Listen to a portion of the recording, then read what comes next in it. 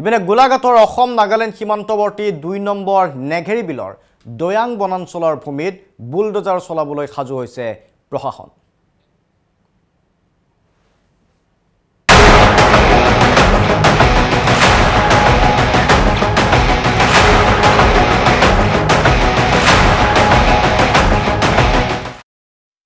আৰু এই উচ্ছেদৰ বাবে সাজু কৰা হৈছে 70খন এক্সকেভেটৰ তথা সহস্ৰাধিক আৰক্ষী বনকৰ্মীৰ দল সাজু হৈছে।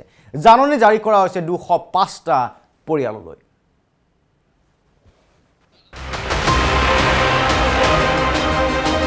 মেৰাপানীৰ 2 নম্বৰ নেঘেৰি বিলত শুকুৰবাৰে উচ্ছেদৰ প্ৰস্তুতি সম্পূৰ্ণ প্ৰশাসনৰ। এইবাৰ উচ্ছেদ চলিব গোলাঘাট জিলাৰ অসম নাগালেণ্ড সীমান্তৱৰ্তী মেৰাপানীৰ 2 নম্বৰ নেঘেৰি বিলত।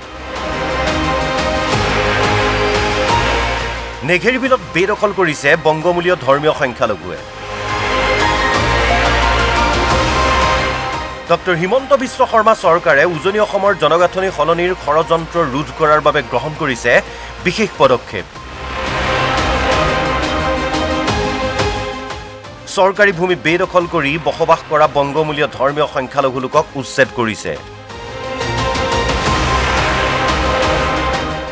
2 নম্বৰ নেঘেৰি বিল দয়াং বনাঞ্চলৰ বনভূমিৰ অন্তৰ্গত। নেঘেৰি বিলৰ বেদখলকাৰী 205টা পৰিয়ালক উচ্ছেদৰ জাননী। গোলাঘাট জিলা প্ৰশাসন আৰু বন বিভাগে উচ্ছেদৰ প্ৰস্তুতি সম্পূৰ্ণ কৰিছে।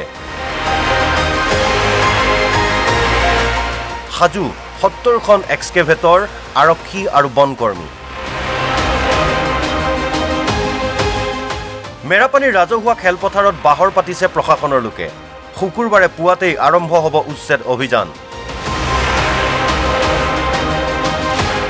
বন বিভাগ আৰু জিলা প্ৰশাসনে মাইক যোগে ঘোষণা কৰি দিছে অন্তিম সকিয়নি। অসম বন সংৰক্ষণ বাহিনীৰ অধিনায়ক দেৱজিৎ দেউৰীৰ নেতৃত্বত বন বিভাগৰ এটা বৃহৎ দলে টহল অব্যাহত ৰাখিছে 2 নং নেঘেৰি বিলত। উচ্ছেদৰ পূৰ্বেই অধিকাংশ পৰিয়ালে বয় বস্তু সামৰি ঘৰ দুৱাৰ ভাঙি ত্যাগ কৰিছে নেঘেৰি বিল। উচ্ছেদক আদৰণি জনাইছে মেৰাপানীৰ খিলঞ্জীয়া লোকে। আদৰণি জনাইছে বিভিন্ন দল সংগঠনেও। বেদখলকাৰীক উচ্ছেদ কৰিবই লাগিব। অসমৰ পৰা অবৈধ নাগৰিক, অবৈধ বাংলাদেশী মানুহ ইয়াৰ পৰা যাব লাগিব, স্পষ্ট কথা। আৰু ইয়াৰ ক্ষেত্ৰত কোনো ৰাজনীতিকৰণ নহ'ব। আজি বৰ্তমান শাসন কৰা চৰকাৰখনে আজি উচ্ছেদ কৰিছে, আমি টাইম চাইটৰ সমালোচনা জনাইছোঁ। কিন্তু এইটো নহয় যে ৰাজনীতি কৰিবলৈ আমি দিয়া নহ'ব। কিন্তু 1 নম্বৰ। 2 নম্বৰ কথা, আজি যিসমূহ অবৈধ নাগৰিকে বৰ্তমান এটা কথা দেখিছোঁ আমি, আজি নেঘেৰি বিলত নিজে তেওঁলোকে ঘৰৰ টিং চালিৰ পৰা আৰম্ভ কৰি এইবিলাক ভাঙি লৈ গুচি গৈছে। এই মানুহখিনি ক'ত গৈছে? আজি এই মানুহখিনি আছিলে ক'ত বা গৈছে ক'ত? আজি আমি দেখিছোঁ বিভিন্ন জেগাত গৈ ৰাস্তা কিনাৰৰ পৰা যদি খালী মাটি পাইছে বৈ গৈছে। হ'ব লগা মেৰাপানী 2 নং নেঘেৰি বিলত যি উচ্ছেদ হ'ব, আজি উচ্ছেদৰ বাবে অন্তিম দিন।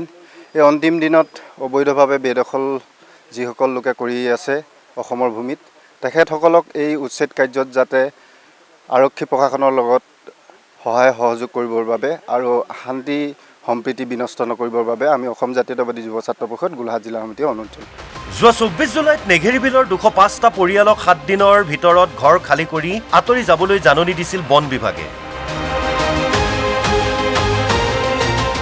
অৱশ্যে গুৱাহাটী উচ্চ ন্যায়ালয়ে গাঁওখনৰ 57টা পৰিয়ালক ঘৰ খালী কৰিবলৈ অতিৰিক্ত 7 দিনৰ সময় দিলে। সেই পৰিয়ালকেইটাৰ বাহিৰে আন সকলো পৰিয়ালৰ ঘৰ মাটিত শুকুৰবাৰে উচ্ছেদ চলাব প্ৰশাসনে। নেঘেৰি বিলৰ উচ্ছেদক লৈ সষ্টম হৈ আছে নাগালেণ্ড প্ৰশাসনো। উচ্ছেদিত লোক যাতে নাগালেণ্ডত প্ৰৱেশ কৰিব নোৱাৰে তাৰ ব্যৱস্থা কৰিছে। সমগ্ৰ অঞ্চলটোতেই নিৰাপত্তা ব্যৱস্থা কটকটীয়া কৰিছে আৰক্ষী প্ৰশাসনে। সকলোকে শান্তি সম্প্ৰীতি অটুট ৰাখিবলৈ আহ্বান প্ৰশাসনৰ।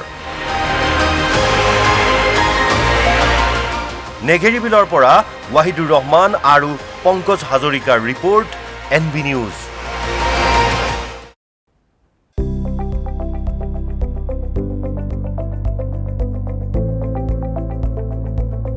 NB নিউজ সহজ সৰল ভাষাত নৱভাৰতৰ কথা